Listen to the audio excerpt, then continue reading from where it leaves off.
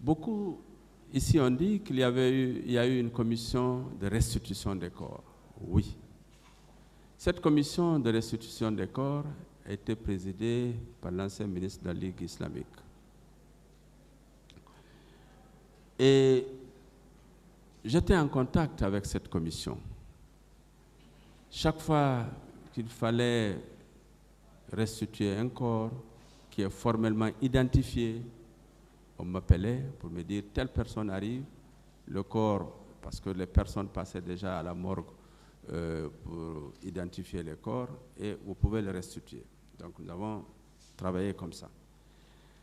Alors les corps qui sont restés non identifiés, et il était question maintenant d'organiser une identification visuelle pour appeler tout le monde, toutes les personnes qui ont perdu un parent, une personne, une connaissance, de venir et examiner, revoir encore une dernière fois si toutefois il y a une chance de retrouver son parent disparu. Dans un premier temps, ils ont proposé que cette restitution se fasse à la morgue de l'hôpital Ignace Dine. Par expérience, je leur ai dit qu'il est préférable que ça se passe à la grande mosquée. Parce que par le passé, j'ai quand même eu trop de souvenirs où de simples cas, quelquefois de délinquants, lorsqu'ils sont admis à la morgue, sous l'effet de la colère et tout ça, qu'on est venu quelquefois saccager. Je leur ai dit, c'est un dossier très sensible et je comprends parfaitement la douleur et peut-être la colère d'un parent de victime. Mais pour éviter qu'on soit dans un état où peut-être ils vont venir saccager un peu la mort, on va le faire à la mosquée. On est en majorité des croyants et peut-être ça va sensibiliser un peu. Ce qui fut fait, nous avons envoyé les corps non identifiés qui restaient à Ignace Dine, à la mosquée Faisal, et nous avons demandé également la morgue de l'hôpital Donka qui est plus proche. On a sorti les corps qui se trouvent à la morgue de l'hôpital Donka pour les envoyer à la grande mosquée Faisal. Les corps étaient en linceul. On avait fait ce qui était possible sur le plan de la thanatopraxie, sur le plan des soins des corps, pour faciliter la reconnaissance. Il faut dire tout de suite que la dégradation des corps est un phénomène, est un processus naturel. Tout ce qu'on fait sur les corps, c'est pour retarder cette putréfaction. Et les corps, ce que j'ai oublié de vous dire, parmi les corps à l'admission, on avait 11 corps qui étaient déjà en début de putréfaction. Ça, j'ai oublié de le dire. Et on peut raisonnablement se poser la question, pourquoi ils sont morts le matin et le soir, ils sont déjà en début de putréfaction? C'est normal. Ça dépend, 1, des causes de décès, et 2, des conditions de conservation des corps. Les corps ont été dans des camions, probablement entassés, qui sont restés probablement pendant un long temps sous la chaleur, et la chaleur accélère la putréfaction des corps. Donc, c'est la seule explication que j'ai pour dire que ces corps, pour expliquer pourquoi ces corps étaient en début de putréfaction avant les 36 heures qui sont connues pour le début de putréfaction. Donc, nous avons essayé autant que possible de préparer ces corps, de les mettre sous formol, de faire des soins de thanatopraxie et d'embaumement des corps pour restituer ou faciliter la restitution, restituer de la dignité de ces personnes décédées. Donc les corps ont été exposés à la grande mosquée. On a fait le tour, j'étais là, en blouse, j'avais des collègues médecins militaires qui étaient à côté de moi, il y avait la commission de restitution, les imams, les prêtres, le ministre lui-même, il était là. Ma mission, c'était encore de toujours continuer à veiller à l'état des corps et à aider autant que possible les personnes qui sont à la recherche à l'identification des corps. Je sais que ce n'est pas facile.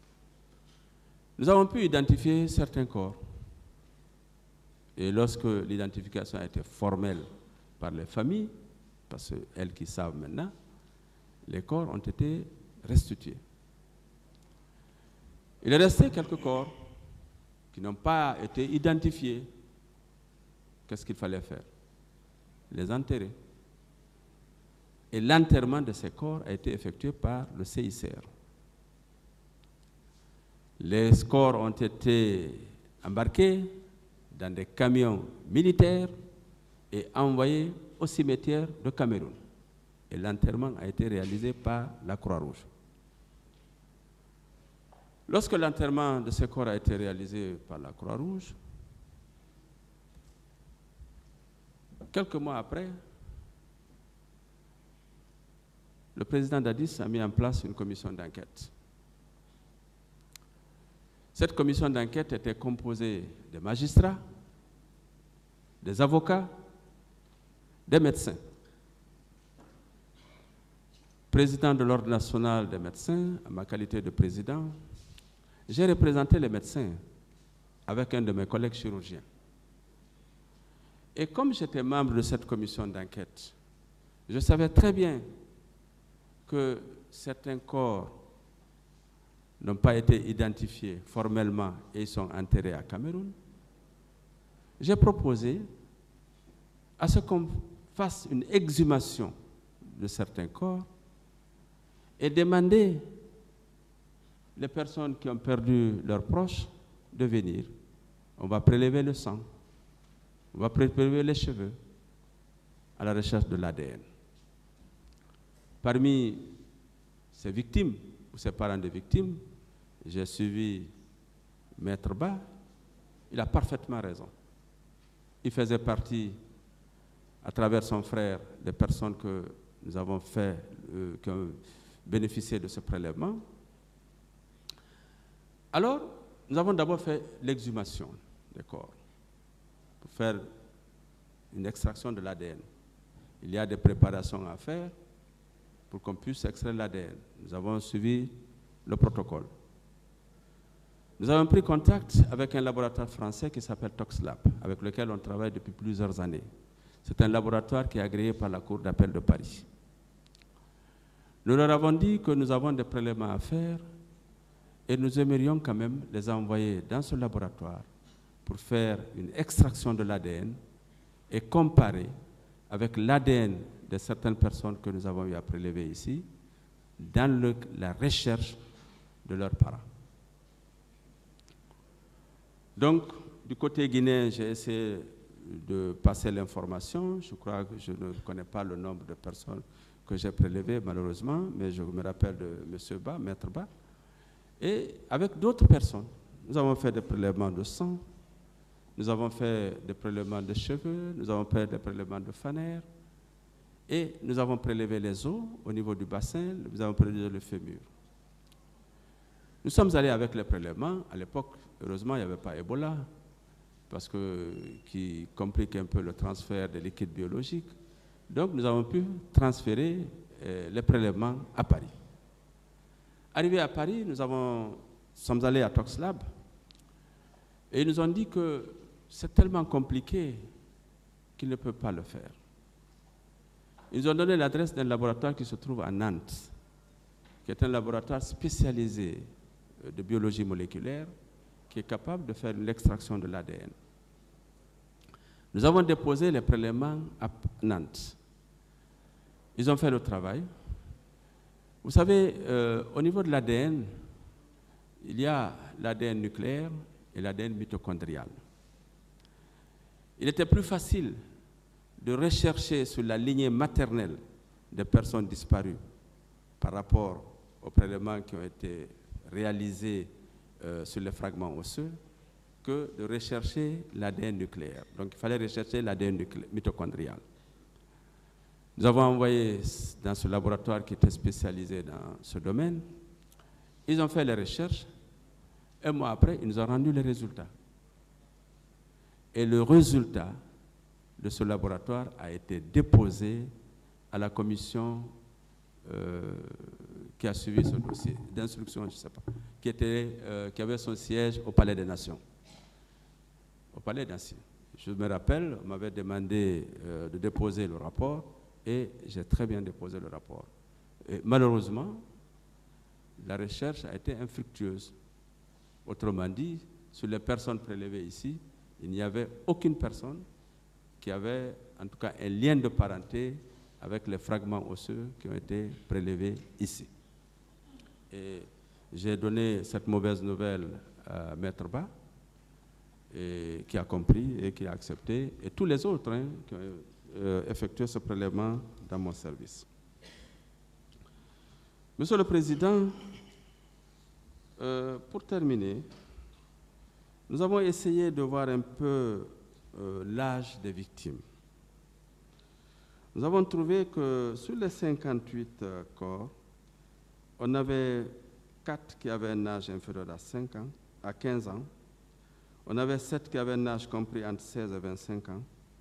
On avait 7 qui avaient un âge de 26 à 35 ans. 4 qui avaient un âge de 36 à 45 ans. Et 5 avaient un âge de 46 à 55 ans. Plus de 55 ans, on avait 5. Et l'âge, 50% avaient un âge compris entre 16 à 35 ans. Et l'âge moyen était de 28 ans. Monsieur le Président, Mesdames et Messieurs les assesseurs, Messieurs les procureurs, voilà ce que je pourrais dire dans un premier temps, en attendant vos questions, sur, comme vous l'avez dit, ce que j'ai vu, ce que j'ai entendu et ce que j'ai fait dans le cadre de la gestion des dépouilles mortelles à l'occasion des événements du 28 septembre. Je vous remercie.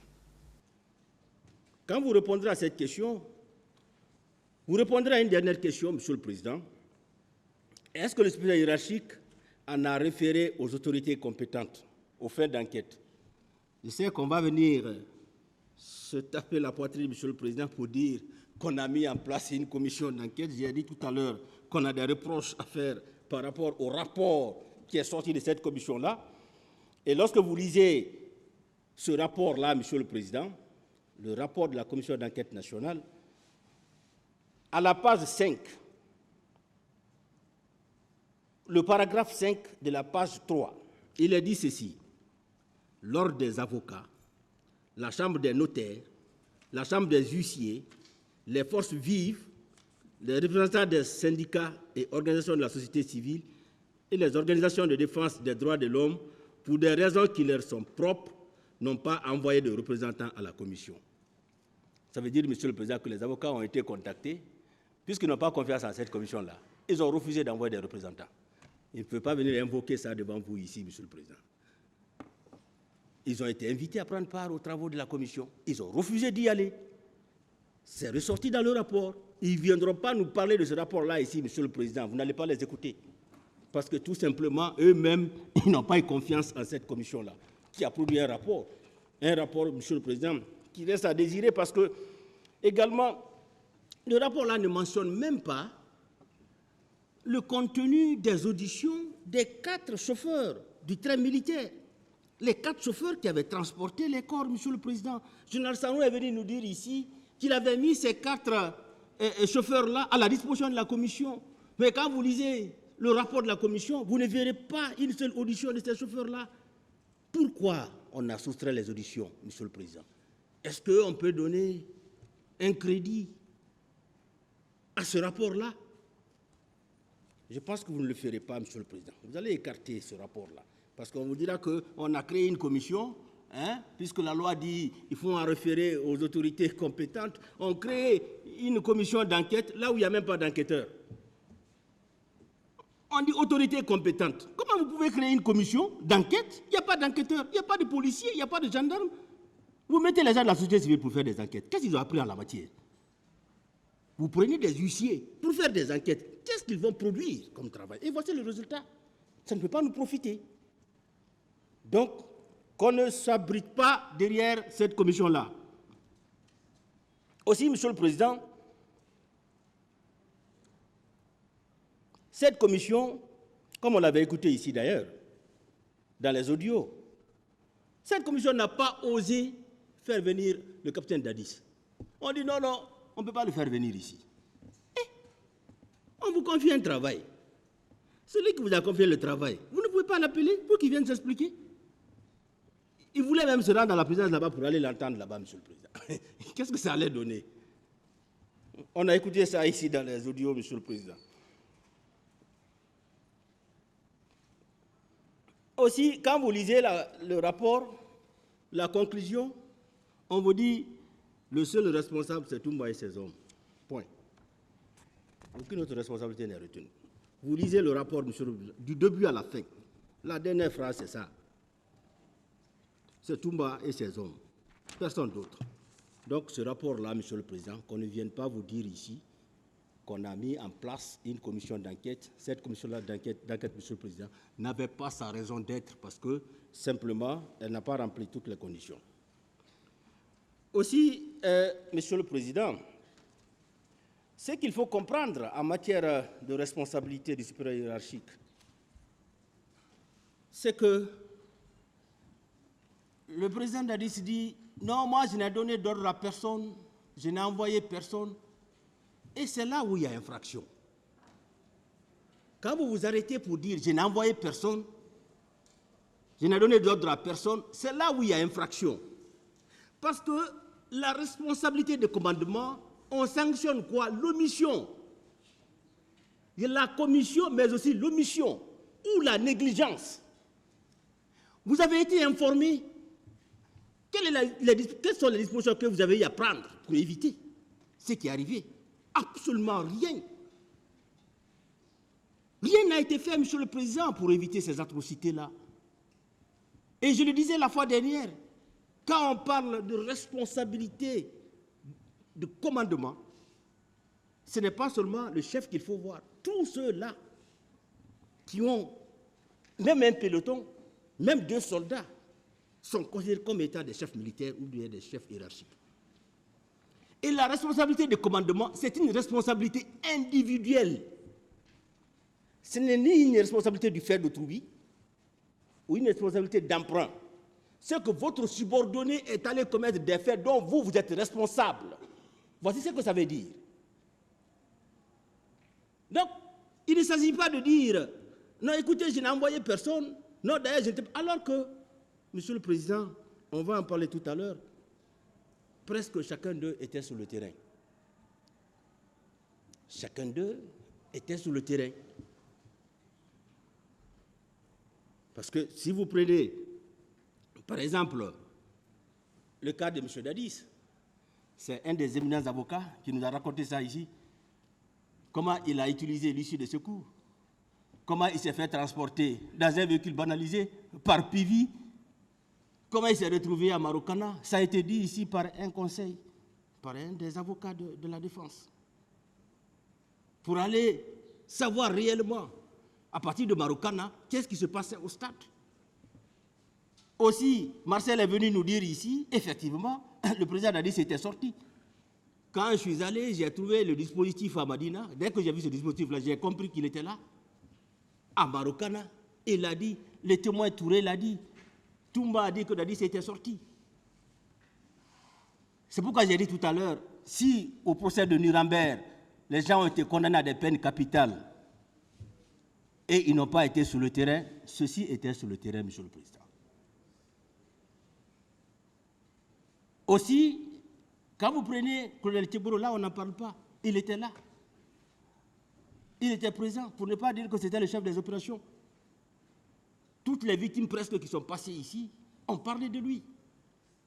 Et lui-même, au cours de son interrogatoire, il a dit comment le président Dadis appelait Sidia, le président Sidia, il était à côté. Ça a été dit ici, monsieur le président. Il a dit au cours de son interrogatoire, même si devant vous, justement, il n'a pas reconnu.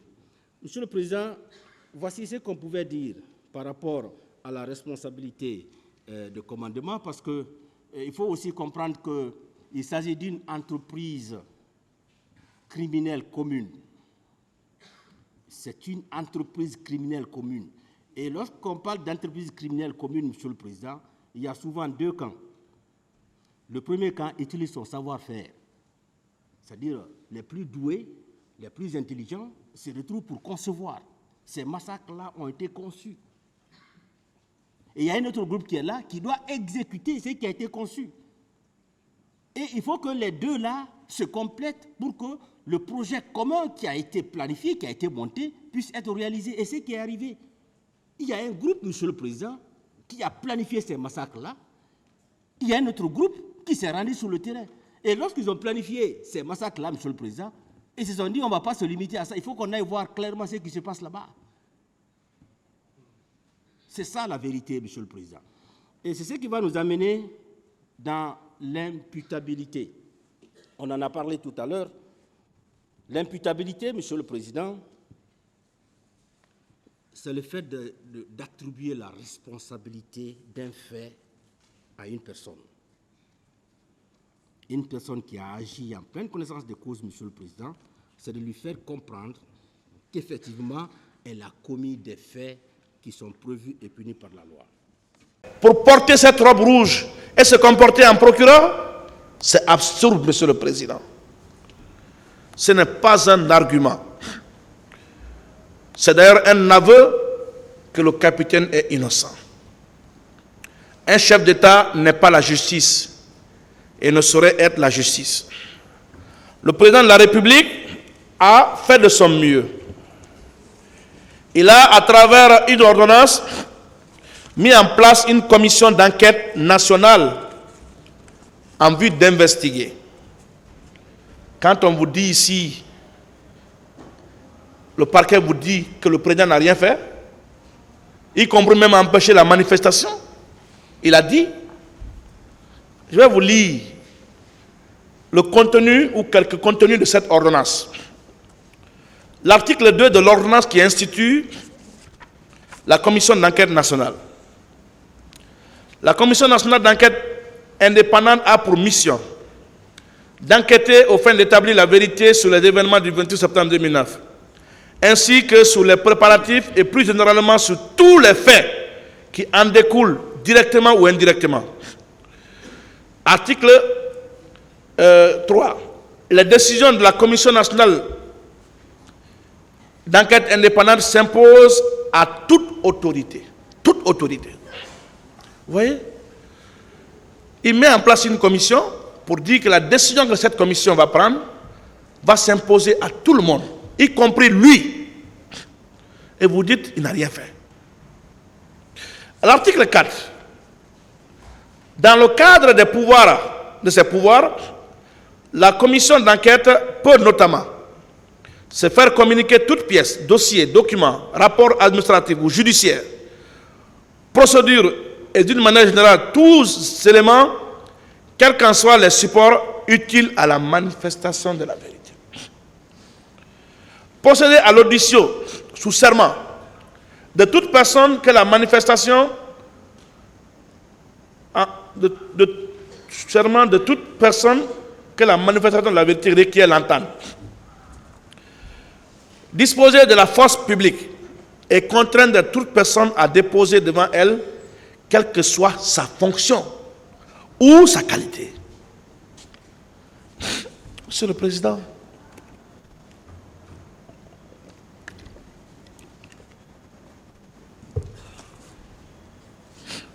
et un peu plus loin, l'article 5, la CNRI peut décider, s'il y a lieu, du placement en retenue administrative ou en assignation en résidence de toute personne dès que la sauvegarde des preuves l'exige. La durée des mesures administratives ou l'assignation en résidence ne doit excéder 48 heures. Une brigade mixte de la police et de la gendarmerie dirigée par un officier de la gendarmerie est placée sous l'autorité de la commission.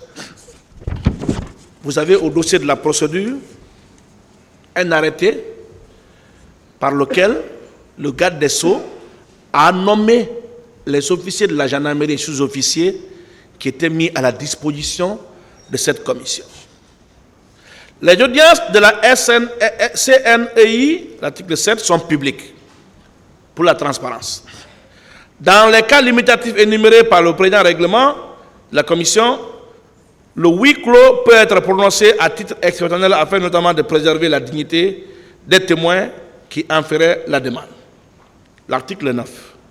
À l'issue de ces travaux, la CNRI dresse un rapport, émet un avis et prône les recommandations nécessaires à une justice effective en ce qui concerne les faits relevant de sa compétence. Quelqu'un qui prend une telle ordonnance pour une justice effective, vous dites qu'il n'a rien fait pour rechercher, juger et condamner les auteurs de cette atrocité. Quelqu'un qui a fait ça. Je vous ai produit ces documents, mais vous avez refusé de les lire parce que vous êtes habité par un préjugé. Vous ne cherchez pas la vérité, chers confrères de la partie civile et messieurs les représentants du ministère public. C'est écrit noir sur blanc. Et vous dites dans tout ça, il n'a rien fait.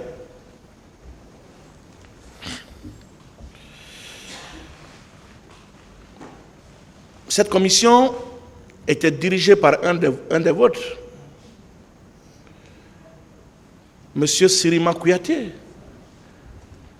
qui a été un haut magistrat de la Cour suprême, grand écrivain, respecté et respectable, aujourd'hui à la retraite, qu'il reçoive ici toutes mes considérations. Le président Moussa Dadis n'a pas fait preuve de compassion. Nous avons beaucoup entendu cela ici. Mais on vous a produit au moins une preuve, une vidéo. Mais malgré tout ça, vous dites non, il n'a pas fait preuve de compassion. Parce que vous refusez de croire. Vous refusez de voir. On vous a apporté la preuve de ce qu'il a fait le 29 septembre, en se rendant au chevet des victimes, en faisant une déclaration télévisée, en annonçant la mise en place d'une commission, en présentant ses condoléances aux victimes. Vous dites qu'il n'a pas fait preuve de compassion. Ça aussi, vous mettez ça sous l'angle, n'est-ce pas, de la complicité. Ce n'est pas un argument, monsieur le représentant du ministère public. Monsieur le Président, nous avons entendu des contre-vérités ici. On ne peut pas sortir de cette salle sans les contester, préciser, pour éviter que ce public retourne avec, dans sa tête, des choses qui sont inadmissibles. Ici, sur un ton persifleur, un confrère qui n'est pas dans cette salle a tenté de tronquer les faits, réinventer le droit pénal. Il s'est exprimé à tailler sur mesure le droit. Il est allé jusqu'à dire que la commission d'enquête nationale n'a jamais siégé. Je le dis sous le contrôle du tribunal et de tous les acteurs. Notre cabinet Kourala n'est pas dans cette salle. Vous l'avez même interpellé, interrompu parce qu'il manquait du respect au capitaine Moussa Dadis Camara. Le procureur Sidiki nous a interpellés ici une fois pour dire qu'un avocat ne doit pas épouser une cause. J'ai toujours donné raison au procureur Sidiki. Quand on est professionnel, on n'épouse pas une cause. Même si lui aussi, il a épousé la cause jusqu'à pleurer dans cette salle, inonder ses prétoires de ses larmes. J'ai compris que le confrère a épousé cette cause. Je ne sais pas si c'est parce que le capitaine s'en est pris au président Alpha Condé d'être à la base du complot qui lui a valu son départ et que pour des comportements ou des considérations militantes, il fallait venir régler le compte du capitaine, lui manquer du respect. Vous avez été là pour le rappeler à l'autre. Monsieur le Président, vous avez fait écouter ici la conférence de presse des membres de la commission d'enquête nationale indépendante. Cette commission a exposé dans les détails la méthodologie, les personnes ciblées, les personnes contactées et les conclusions auxquelles la commission avait abouti. C'était devant tout le monde ici. Et le rapport de la commission d'enquête nationale est versé au dossier de la procédure. C'est l'inconvénient de ne pas suivre ces débats, de ne pas être en plein dans cette procédure. On vient quand on n'a rien à faire ailleurs. C'est le lieu de saluer Maître Alpha Amadou Desba, même s'il a refusé de nous féliciter. Lui qui a été quand même là pratiquement à tout moment. Vous avez refusé de nous féliciter. C'est bien, on respecte. Vous avez dit des choses désagréables, comme le rappelait le commandant Toumba. Nous avons choisi de ne pas répondre. Mais néanmoins, quand c'est clean, il faut le dire. Vous avez pris votre temps pour suivre ce débat.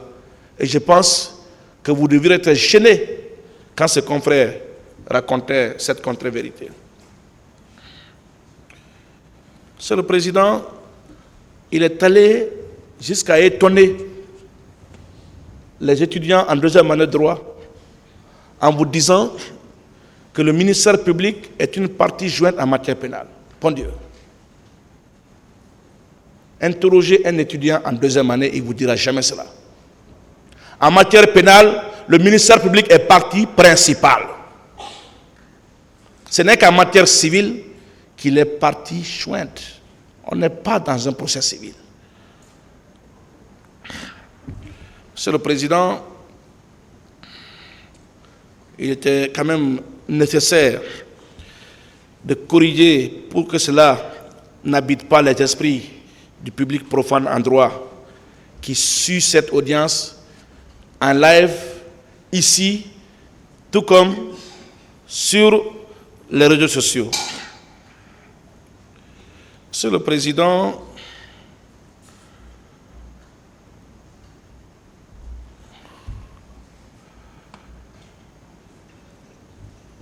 dans cette affaire, vous allez convenir avec la défense du capitaine Moussa Dadis Camara que les plaidoiries des confrères de la partie civile sont beaucoup plus plongées dans les émotions, les déductions philosophiques, les opinions politiques que dans la démonstration juridique par manque de preuves. En l'absence de preuves, incapables de démontrer l'imputabilité des faits poursuivis au capitaine Moussa Dadis Camara. J'ai entendu ici un confrère s'en prendre au capitaine Moussa Dadis parce que simplement le colonel Moussa Keita aurait dit Dadis ou la mort. Vous dites que c'est le colonel Moussa Keita qui a dit Dadis ou la mort. Est-ce que vous pouvez imputer les propos du colonel Moussa Keita au capitaine Moussa Dadis Camara? Ou bien parce que les deux portent le prénom Moussa, que vous devez automatiquement conclure que ce qui vient de Moussa Keita doit être imputable au capitaine Moussa Dadis Camara? Ce n'est pas un argument sérieux. Monsieur le Président, on vous dit que Dadis n'a rien fait pour maîtriser l'armée. Mais il a été quand même acquis dans ce débat que la problématique du désordre qui caractérisait l'armée était antérieure au 23 décembre 2008. Parce que bien avant le 23 décembre 2008, l'armée était le dépotoir de tous ceux qui étaient devenus insupportables dans les familles. Des délinquants, des récalcitrants qu'on ne pouvait pas gérer en famille, on dit non, il faut le reverser dans l'armée. Vous allez encore imputer cela au capitaine Moussa Dadis Camara? Si des délinquants ou des récalcitrants recrutés plusieurs années avant la prise du pouvoir par le capitaine Moussa Dadis Camara remplissent les effectifs de l'armée et qu'il y a désordre, vous allez imputer cela au capitaine Moussa Dadis Camara? Le commandant Aboubakar Toumba l'a rappelé. Ce qu'était le comportement de certains de ces hommes, vous allez le prendre pour responsable de cela?